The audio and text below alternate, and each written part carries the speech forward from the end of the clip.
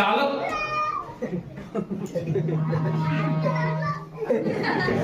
ते पाहत आपलं काय कुठं पाहते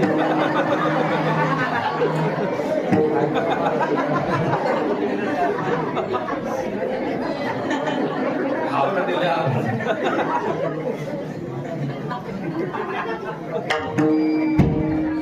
सापडलं का जाऊ द्या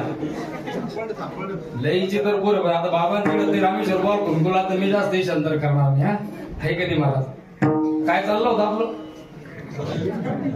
अर्धा मिनिट हा असं पाहिजे माणसात आमच्या गणितासारखे हुशार बरं का